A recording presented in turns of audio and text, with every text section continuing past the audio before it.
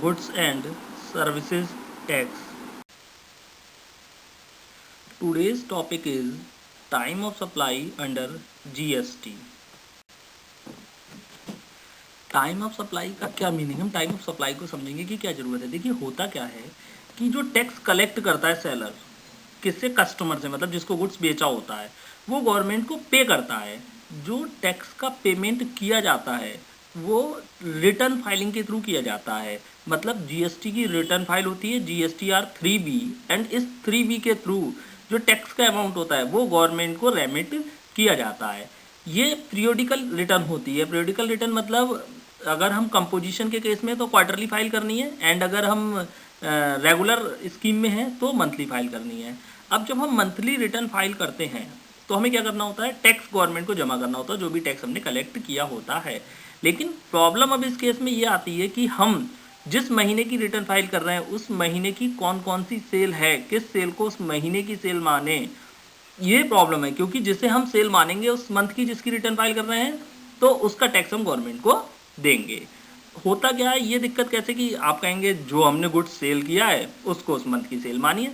दिक्कत ये है, कभी कभी आपने भी सुना होगा जैसे आपको कार परचेज करनी है तो कार पहले आप बुक करके आते हैं और कुछ एडवांस पेमेंट जमा करके आते हैं। क्यों? क्योंकि एक संग कार हो सकता है अवेलेबल ना हो, आपको डिलीवरी ना मिल पाए।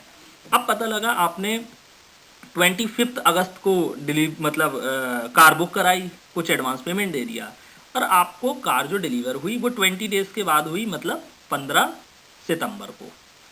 अब क्वेश्चन ये है कि हम इसकी सेल की डेट क्या माने, 25 अगस्त या 15 सितंबर। अगर 15 सितंबर मानेंगे तो सितंबर की रिटर्न के साथ टैक्स रेमिट करना है, और अगर हम इसको 25 अगस्त मानेंगे तो अगस्त की रिटर्न के साथ टैक्स रेमिट करना है। इसलिए ही टाइम ऑफ सप्लाई बहुत इंपॉर्टेंट है समझना कि हम किस डेट को माने कि ये सेल हो गई एज पर जीएसटी। तो लिखा है under GST liability to remit GST to government arises at the time of supply. Supply के समय पता लगता है गवर्नमेंट को हमें जीएसटी देना है। The point of taxation enables us to determine the rate of tax. अच्छा, ये भी पता लग जाता है कि रेट ऑफ टैक्स क्या है। कभी कभी क्या होता है, कमोडिटी पर रेट चेंज हो जाता है, कोई सर्कुलर आया, सर्कुलर में गवर्नमेंट ने रेट को चेंज कर दिया। तो अब अगर हम इसको 25 अगस्त को पता लगा कोई और रेट था और 15 सितंबर को कोई और रेट, अब हम 25 अगस्त मानेंगे तो वो रेट एप्लीकेबल होगा और 15 अगस्त को दूसरा रेट, अगर रेट चेंज हुआ है तो ये लिखा था point of taxation enables us to determine the rate of tax value and due dates for payment of taxes. किस मंथ में मतलब लेना है उसी को कहते हैं due date for payment of taxes. The liability to pay CGST, SGST, UTGST, IGST। मैं आपको पहले ही बता चुका हूँ कब CGST लगता है, कब SGST, कब UTGST, कब IGST। On the goods and services sale arises at the time of supply of goods and services as determined in accordance with provision of section 12, 13 and 14 of CGST Act 2017। Section 12 goods के case में बात करेगा, section 13 services के case में बात करेगा, section 14 change in rate of tax के बारे में बताता है हमें। तो अब हम ये समझ गए कि टाइम ऑफ सप्लाई क्यों जरूरी है। Time of supply, section 12 time of supply of goods, section 13 time of supply of services, section 14 changes in rate of tax. ये 3 सेक्शन है जो एक्सप्लेन करते हैं। बेसिकली हम लोग 2 सेक्शन पढ़ेंगे, section 12 and 13। Change in rate of tax, जब जब रेट चेंज होगा तो वो एप्लीकेबल हो जाएगा ऑटोमेटिकली। ओके, इसमें जो होता है time of supply of goods and services में 5 केसेस हैं। फॉरवर्ड चार्ज, फॉरवर्ड चार्ज का मतलब होता है नॉर्मल चार्ज जिसे हम कहते हैं, जो सेलर होता है वो टैक्स कलेक्ट करेगा एंड गवर्नमेंट को पे करेगा। Reverse charge means opposite of forward charge, यहाँ पे बायर टैक्स का पेमेंट डायरेक्ट गवर्नमेंट को करेगा, इसे हम कहते हैं रिवर्स चार्ज। रिवर्स चार्ज को डिटेल में हम आगे क्लास में पढ़ेंगे। फिलहाल रिवर्स चार्ज का मतलब आप ये समझिए कि यहाँ पे जो बायर है वो टैक्स का पेमेंट गवर्नमेंट को करेगा, ना कि सेलर। कुछ स्पेसिफिक सर्विसेज है जिसके इसमें रिवर्स चार्ज एप्लीकेबल होता है, या कुछ कंडीशंस हैं, जैसे मान लीजिए कोई रजिस्टर्ड डीलर अनरजिस्टर्ड डीलर से गुड्स परचेज कर रहा है, तो सेलर यहाँ पे अनरजिस्टर्ड है, तो जब सेलर का रजिस्ट्रेशन ही नहीं है तो वो टैक्स का पेमेंट गवर्नमेंट को कर ही नहीं सकता।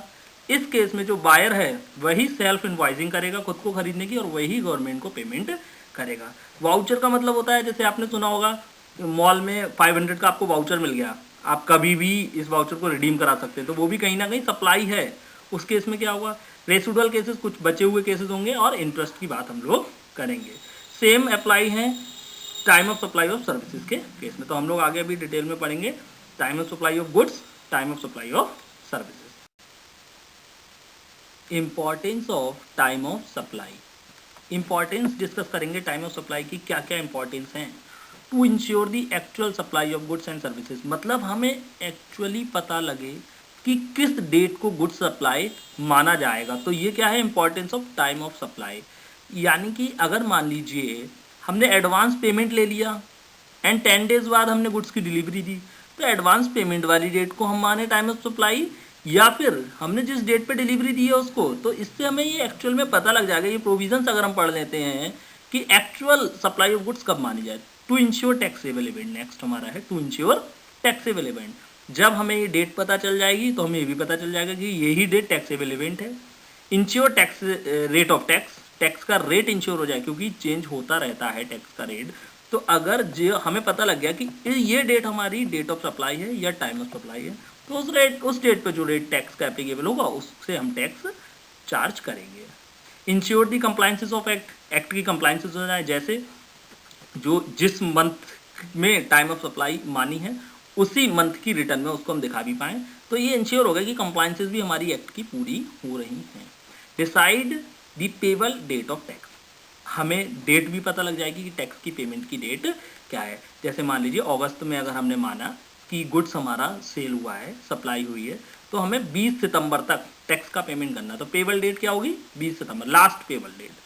Next, to ensure the payment of tax on payable date, जब हमें डेट पता चल जाएगी पेबल की तो हम ये भी इंश्योर हो जाएंगे कि भाई हमें इस डेट पे पेमेंट करना है। मतलब एकदम क्लियर कट होगा, कुछ भी हमारे मन में कंफ्यूजन नहीं होगा कि अरे ये यहाँ पे एडवांस लिया, यहाँ डिलीवरी दी। जब हम प्रोविजन पढ़ लेंगे तो क्लियर कट होगा, डेट वाइज बात करेंगे कि भाई ये पर्टिकुलर डेट को हम टाइम ऑफ सप्लाई मानेंगे।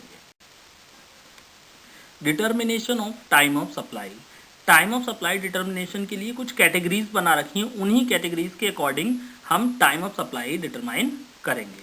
To determine the time of supply of goods and services following categories are provided as low. First है determination of time of supply of goods, हम पहले गुड्स की टाइम ऑफ सप्लाई डिटरमाइन करना सीखेंगे। Determination of time of supply of services, फिर हम services की time of supply determine करना सीखेंगे। Determination of time of supply under reverse charge mechanism, हम रिवर्स चार्ज में हम ये देखेंगे कि रिवर्स चार्ज अगर एप्लीकेबल हो रहा है तो उसकी टाइम ऑफ सप्लाई क्या होगी। And determination of time of supply of voucher, अगर वाउचर का केस है तो हम कैसे टाइम ऑफ सप्लाई डिटरमाइन करेंगे। Next, other types of supply, इसके अलावा अगर कोई टाइप्स ऑफ सप्लाई होगा तो उसकी डिस्कशन भी हम थोड़ा बहुत करेंगे। तो ये है हमारा determination of time of supply. In categories को अब हम आगे डिस्कस करेंगे one by one. Determination of time of supply of goods, section 12 subsection 2 CGST act 2070। अब हम time of supply of goods की बात करेंगे कि किसको माना जाता है। तो देखिए time of supply of goods किसे माना जाता है, डेट ऑफ इनवॉइस और date of receipt of payment, इन दोनों में जो पहले होगा उसी को हम मान लेंगे time of supply of goods. मतलब ये मान लेंगे कि उस दिन गुड्स सप्लाई हो गया। किस किस को, बिल की डेट देखेंगे मतलब इनवॉइस की डेट देखेंगे, या फिर पेमेंट रिसीविंग मतलब जिस दिन पेमेंट आया है, जिस माल को हमने बेचा है, जिसका इनवॉइस इशू किया है, उसके पेमेंट की डेट देखेंगे। इन दोनों में जो पहले होगा उसी को ही हम मान लेंगे टाइम ऑफ सप्लाई। इनवॉइस दो टाइप की डेट्स मतलब होते हैं, एक तो date of issue of invoice, या तो जिस दिन आपने इनवॉइस इशू किया हो, या last date on which he is liable to issue invoice, या वो लास्ट डेट जिस पे आप लायबल थे इनवॉइस को इशू करने के लिए। होता क्या है, कभी कभी ऐसा होता है कि हम इनवॉइस बाद में इशू करते हैं, उस समय इशू नहीं किया तो इनवॉइस की डेट एक्चुअल नहीं रही। तो इस केस में बता दिया कि last date on which he is liable to issue invoice, last date क्या होती है, जिस दिन आप गुड्स को रिमूव कर रहे हो या डिलीवर कर रहे हो। अगर गुड्स को जिस दिन रिमूवल दे रहे हो अपने यहाँ से या डिलीवर कर रहे हो, उस डेट को लास्ट डेट माना जाता है। तो या तो इनवॉइस की डेट में कौन सी होगी, date of issue of invoice या last date on which he is liable to issue invoice. इन दोनों में जो पहले होगी उसी को इनवॉइस की डेट माना जाएगा। अब हम आगे एग्जाम्पल से समझेंगे। देखिए गवर्नमेंट अपने फायदे की बात कर रही है, क्या पहले, इन दोनों में जो पहले होगा, क्यों, क्योंकि गवर्नमेंट पे टैक्स तब पहले आ जाएगा। तो आपको याद रखना है कि गवर्नमेंट जो रूल बनाता है वो अपने अकॉर्डिंग बनाता है। तो आपको याद रखना है किस तरीके से कि टैक्स पहले कैसे आएगा। तो टैक्स पहले ऐसे आएगा, इनवॉइस की डेट देख लो, पेमेंट की डेट देख लो, उन दोनों में जो पहले हुआ होगा उसको आप पहले की डेट मान लो। कभी कभी ऐसा होता है उधार गुड्स बिका है तो पेमेंट पहले नहीं हुआ लेकिन इनवॉइस तो इशू हुआ होगा ना, तो उस केस में इनवॉइस की डेट एप्लीकेबल हो जाती है। कभी कभी हम पेमेंट पहले कराते गुड्स बाद में लाते हैं, तो उस केस में जो पेमेंट की डेट होगी उसको मानेंगे टाइम ऑफ सप्लाई।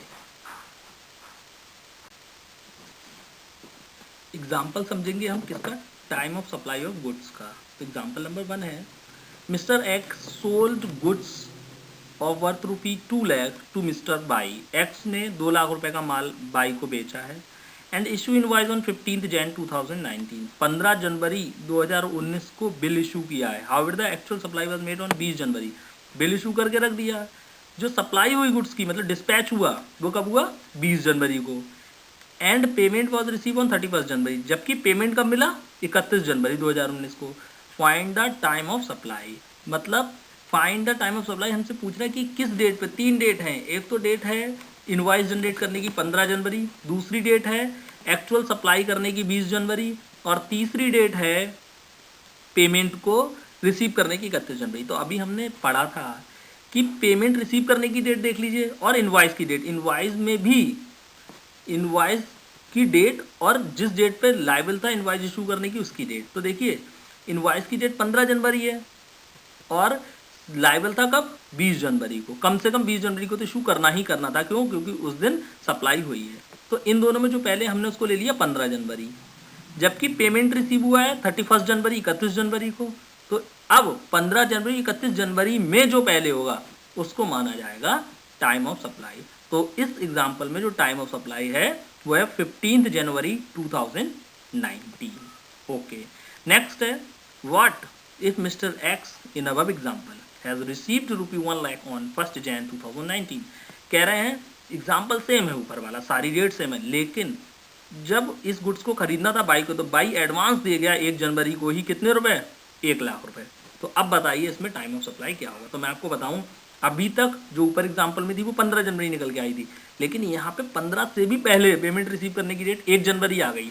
लेकिन मैं आपको बता दूं कि पूरा पेमेंट 1 जनवरी को रिसीव नहीं हुआ है, इसलिए 1 लाख रुपये को तो रहेगी 1 जनवरी 2019 टाइम ऑफ सप्लाई, जबकि जो बाकी के 1 लाख रह गए, 1 लाख रह गया, उसको रहेगी 15 जनवरी। क्यों, क्योंकि 15 जनवरी और प्रोविजन के हिसाब से पहले रही है इसलिए। तो 1 लाख रुपए के लिए 1 जनवरी रहेगी और बाकी के रिमेनिंग 1 लाख रुपए के लिए 15 जनवरी 2019 रहेगी।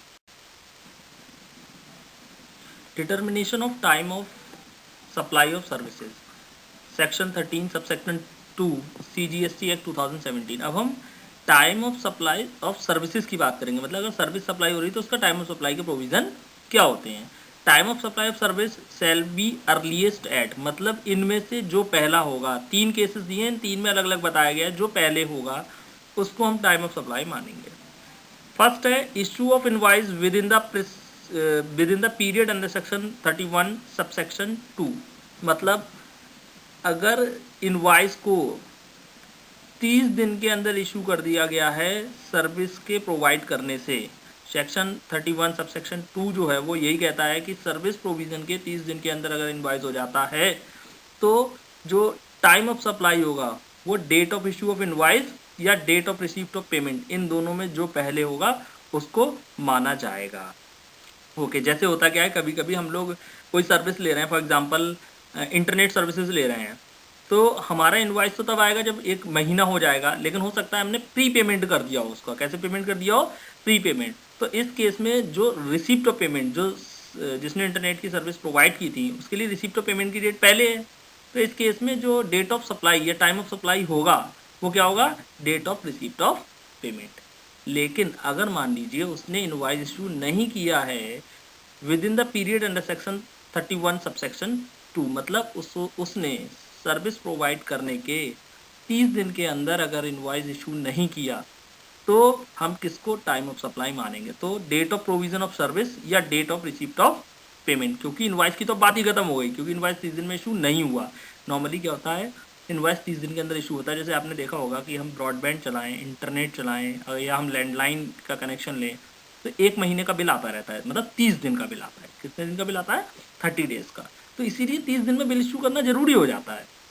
लेकिन अगर 30 दिन में बिल इशू नहीं हुआ है तो हम टाइम ऑफ सप्लाई क्या मानेंगे, तो date of provision of services मतलब जिस डेट पे सर्विस प्रोवाइड हुई है उसको, या date of receipt of payment जब पेमेंट किया, उन दोनों में जो पहले होगा उसको हम मान लेंगे।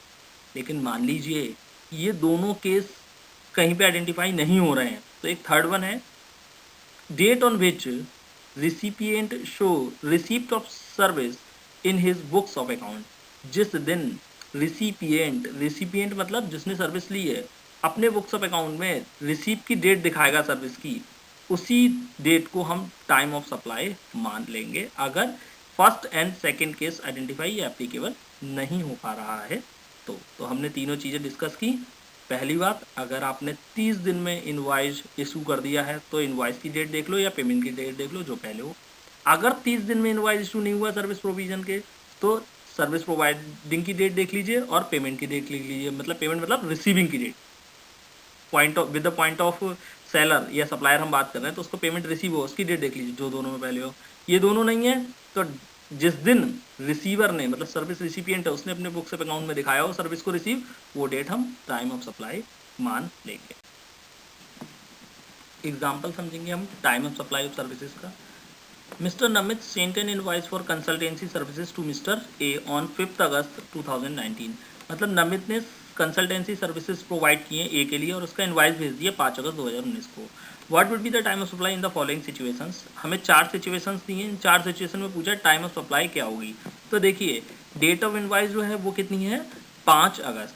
फर्स्ट सिचुएशन है provision of services was completed on 1 अगस्त 2019। कह रहे हैं जो सर्विस का प्रोविज़न कंप्लीट हुआ था वो 1 जुलाई 2019 को हुआ था। तो अब हमें ये देखना है कि अगर 1 जुलाई 2019 को सर्विस का प्रोविज़न कंप्लीट हो गया तो क्या 30 दिन के अंदर इनवॉइस इशू किया गया। तो देखिए इनवॉइस इशू किया गया 5 अगस्त को, इसका मतलब 30 दिन के अंदर इनवॉइस इशू नहीं किया गया। तो इस केस में जो टाइम ऑफ सप्लाई होता है वो हम पीछे पढ़ चुके हैं, date of provision of services और date of receipt of payment, इन दोनों में जो पहले होगा उसको माना जाएगा। तो इस केस में जो पेमेंट की बात तो हमें पता ही नहीं है, तो सर्विस जो प्रोवाइड हुई थी वो 1 जुलाई को हुई थी, तो इस केस में जो टाइम ऑफ सप्लाई होगा वो होगा 1 जुलाई, since invoice was not raised within 30 days, इसलिए। नेक्स्ट है provision of service was completed on 15 July 2019। Second case में जो सर्विस प्रोवाइडिंग मतलब कंप्लीट हो गई थी सर्विस का प्रोविज़न, वो 15 जुलाई को ख़त्म कर चुके थे, सारी सर्विस उन्होंने प्रोवाइड कर दी थी और इनवॉइस इशू हुआ 5 अगस्त को, इसका मतलब 30 दिन के अंदर इनवॉइस इशू हो गया। तो इसमें हमने क्या पढ़ा था, हमने पढ़ा था इनवॉइस की डेट या रिसिप्ट ऑफ पेमेंट की डेट, जो पहले होगा उसी को हम मान लेंगे क्या, टाइम ऑफ सप्लाई। तो यहाँ पे पेमेंट की डेट का डिस्कशन नहीं किया, हमें नहीं बताया, इसका मतलब इनवॉइस की डेट 5 अगस्त को ही हम टाइम ऑफ सप्लाई मानेंगे। ओके, नेक्स्ट थर्ड पॉइंट है mister A paid in full for services on 3 August 2019 while provision of services is still remaining. कह रहे हैं मिस्टर ए ने फुल पेमेंट कर दिया कब, 3 अगस्त को ही, और जबकि अभी सर्विस प्रोवाइड हुई ही नहीं है। तो अगर हम ये माने कि 3 अगस्त को पेमेंट हुआ, 5 अगस्त को क्या हुआ, बिल इशू हुआ और सर्विस प्रोवाइड हुई नहीं है, इसका मतलब तो ये हो गया ना कि 30 दिन के अंदर बिल इशू हो गया। क्यों, क्योंकि अभी तो सर्विस प्रोवाइड ही नहीं हुई है। तो इस केस में क्या करेंगे, जो 3 अगस्त है, जो date of receipt of payment है वो पहले हुई है, इनवॉइस की डेट से भी पहले, तो इसको हम क्या मानेंगे, time of supply of services, इसलिए इस केस में 3 अगस्त रहेगा। ओके, नेक्स्ट है mister A paid in full for services on 16 August 2019 while provision of services still remaining. मतलब सर्विस प्रोवाइड नहीं हुई है, इसका मतलब बिल 30 दिन में शुरू हो गया, ये मान के चलेंगे हम, और पेमेंट कब हुआ है, 16 अगस्त को। तो हमने पढ़ा था जब बिल 30 दिन के अंदर इशू हो जाए, क्योंकि जब सर्विस प्रोवाइड नहीं हुई है तो बिल तो पहले इशू हो गया ना, तो 30 दिन के अंदर हम मान के चलेंगे हो गया है। तो इस केस में क्या होगा, बिल की डेट और पेमेंट रिसीविंग की डेट जो दोनों में पहले होगा उसको टाइम ऑफ सप्लाई माना जाएगा। इस एग्जाम्पल में 5 अगस्त को बिल इशू हुआ जबकि पेमेंट रिसीव हुआ 16 अगस्त को, तो 5 अगस्त पहले, इसलिए टाइम ऑफ सप्लाई इसमें 5 अगस्त रहेगा।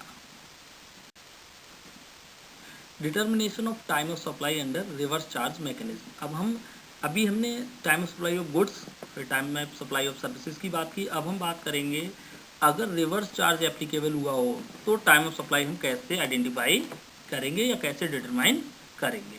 लिखा है normally the supplier of goods और services pays the tax on supply to the government. कह रहे हैं नॉर्मली ऐसा होता है जो सप्लायर होता है मतलब सेलर होता है जिसने गुड्स या सर्विस को सप्लाई किया वो गवर्नमेंट को टैक्स पे करता है। In the case of reverse charge the recipient of goods and services liable to pay the tax. कह रहे हैं बट रिवर्स चार्ज के केस में जो रिसिपिएंट होता है गुड्स एंड सर्विसेज का वो लायबल होता है to pay the tax, that is the chargeability get reverse. कह रहे हैं तो चार्जेबिलिटी होती है वो गेट्स रिवर्स मतलब उल्टी हो जाती है। अब सेलर की जगह बायर गवर्नमेंट को टैक्स पे करेगा। If a vendor who is not registered under GST, एक वेंडर है मतलब विक्रेता है, एक सेलर है जो जीएसटी में रजिस्टर्ड नहीं है मतलब अनरजिस्टर्ड सेलर हम कहेंगे, supplies goods to a person who is registered under GST और बायर रजिस्टर्ड है, then the reverse charge would apply. अब क्या होगा, रिवर्स चार्ज अप्लाई हो जाएगा। The registered dealer who has to pay GST under reverse charge. अब क्या होगा, द रजिस्टर्ड डीलर होगा उसी को क्या करना पड़ेगा, जीएसटी का पेमेंट करना होगा अंडर रिवर्स चार्ज, क्योंकि भैया जो सेलर है उसका तो रजिस्ट्रेशन ही नहीं है। Has to do the self invoicing for the purchase made. कह रहे हैं जो परचेज करी उसके लिए वो सेल्फ इनवाइजिंग करेगा। क्यों, क्योंकि जो सेलर है वो तो रजिस्टर्ड नहीं है, वो इनवाइज उसकी तो बिल बुक छपी ही नहीं होगी, लेकिन जो बायर है उसकी बिल बुक होगी, तो अब वो सेल्फ इनवाइजिंग करेगा परचेज की। फिर आगे यही लिखा है while deciding time of supply reverse charge need to keep in mind reverse charge can be for goods and services both. कह रहे हैं रिवर्स चार्ज गुड्स के लिए भी हो सकता है और सर्विसेज के लिए भी हो सकता है। तो अभी हमने समझा कि रिवर्स चार्ज के अल्टीमेटली रिवर्स चार्ज में बायर गवर्नमेंट को टैक्स का पेमेंट करता है, तो उल्टा हो जाता है, इसी को हम कहते हैं रिवर्स चार्ज। आगे पढ़ेंगे कि गुड्स के केस में कैसे हम आइडेंटिफाई करें रिवर्स चार्ज अगर एप्लीकेबल है, और सर्विस के केस में अगर रिवर्स चार्ज एप्लीकेबल है तो हम कैसे आइडेंटिफाई करें time of supply. Determination of time of supply under reverse charge mechanism in case of goods. अगर हमने आरसीएम में गुड्स परचेज किए हैं तो उसकी टाइम ऑफ सप्लाई हम कैसे डिटरमाइन करेंगे, ये हम section 12 sub section 3 of CGST act के तहत सीखेंगे। लिखा है receipt of goods under RCM time of supply shall be earliest.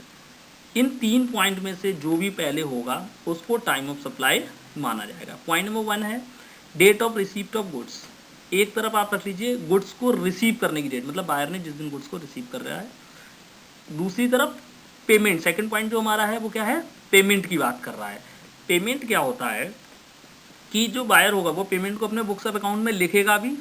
अगर कैश पेमेंट दिया होगा तो जिस दिन अपने बुक्स ऑफ अकाउंट में एंटर करेगा वही डेट नॉर्मली पेमेंट की होती है।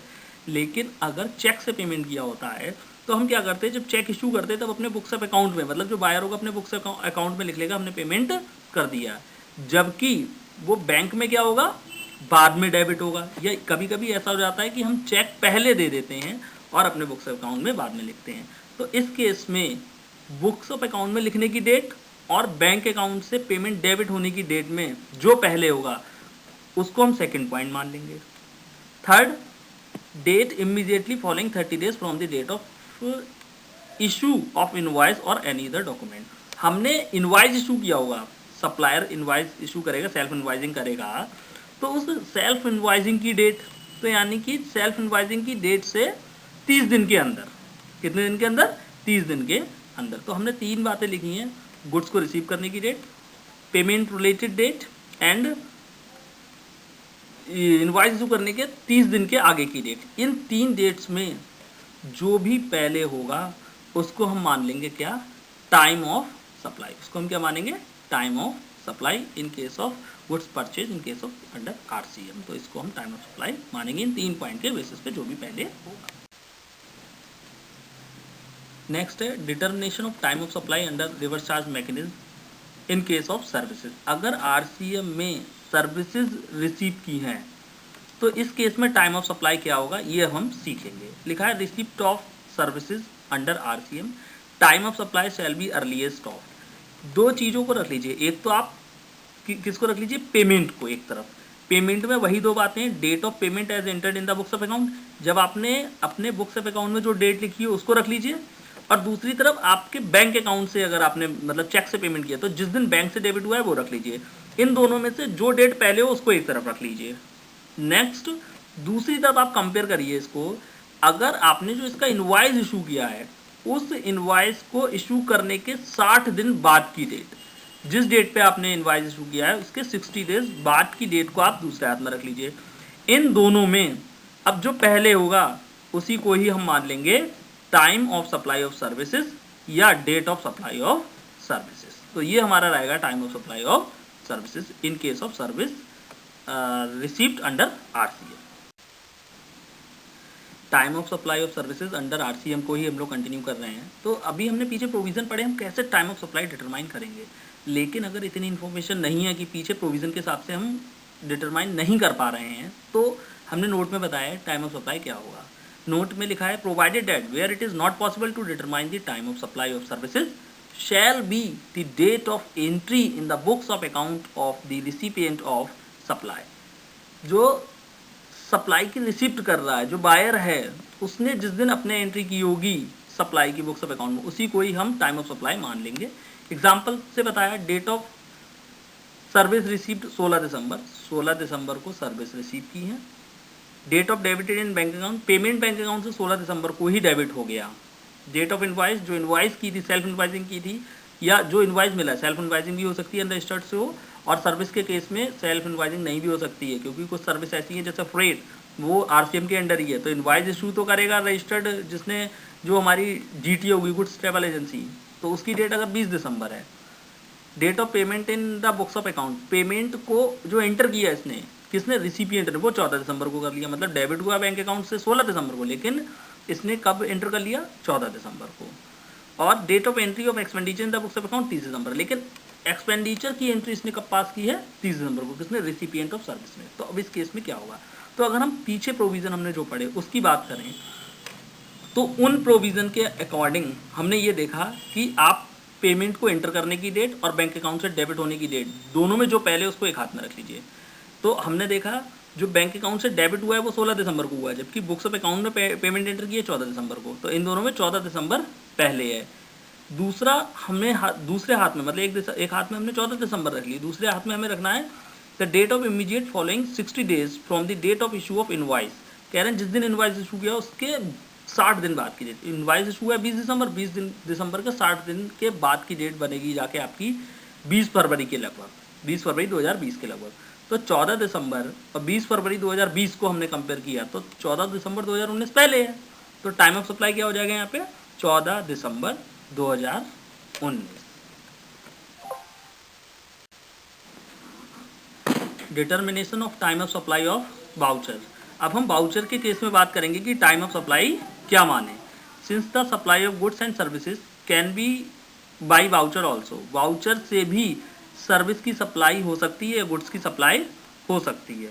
So it is important to determine the time of supply, इसलिए हमें वाउचर की भी टाइम ऑफ सप्लाई डिटरमाइन करना बहुत ज़रूरी है। वाउचर का मतलब क्या होता है, voucher means an instrument where there is an obligation to accept it as consideration for supply of goods or services। Voucher का मतलब होता है कि इंस्ट्रूमेंट होता है, ये ऑब्लिगेशन है सर्विस प्रोवाइडर की या गुड्स को सेल करने वाले की कि उसको वो एज कंसिडरेशन एक्सेप्ट करे। जैसे आपने सुना होगा फिनिक्स मॉल है या कोई और मॉल है, आपको वाउचर प्रोवाइड कर दिया 500 रुपये का वाउचर, आपसे कह दिया आप 500 रुपये की कोई भी परचेज कर सकते हो, तो इस केस में ये वाउचर क्या है, ऑब्लिगेशन है उस मॉल वाले की, इसको एक्सेप्ट करो, ये एक इंस्ट्रूमेंट है। दो टाइप के वाउचर होते हैं, single purpose voucher and general purpose voucher. देखिए सिंगल पर्पस वाउचर का मतलब होता है जब ये स्पेसिफिक होता है कि आप इस वाउचर से सिर्फ यही गुड्स परचेज कर सकते हो या यही सर्विस ले सकते हो, जैसे हेयर कटिंग की सर्विस ले सकते हैं, तो अब वो वाउचर स्पेसिफिक है, सिर्फ हेयर कटिंग के लिए ही यूज होगा, उसे हम कहते हैं सिंगल पर्पस वाउचर। लेकिन अगर ऐसा वाउचर है जिसमें लिखा है कि ये वाउचर 10,000 तक की परचेज के लिए रिडीम हो सकता है, मतलब रुपए आइडेंटिफाई किए हैं लेकिन सर्विस या गुड्स को स्पेसिफिक नहीं किया है, तो इस वाउचर को कहते हैं जनरल पर्पस वाउचर। अब हम वाउचर की टाइम ऑफ सप्लाई मतलब डेट देखेंगे कि किस डेट को टाइम ऑफ सप्लाई माने। अगर सिंगल पर्पस वाउचर है तो date of issue of voucher, जिस दिन वाउचर इशू हुआ है उस दिन को आप मान लीजिए टाइम ऑफ सप्लाई। लेकिन अगर जनरल पर्पस वाउचर है तो जिस दिन उस वाउचर से परचेज हो रही है मतलब रिडीम करा रहे हैं उसको माना जाएगा डेट ऑफ सप्लाई या टाइम ऑफ सप्लाई।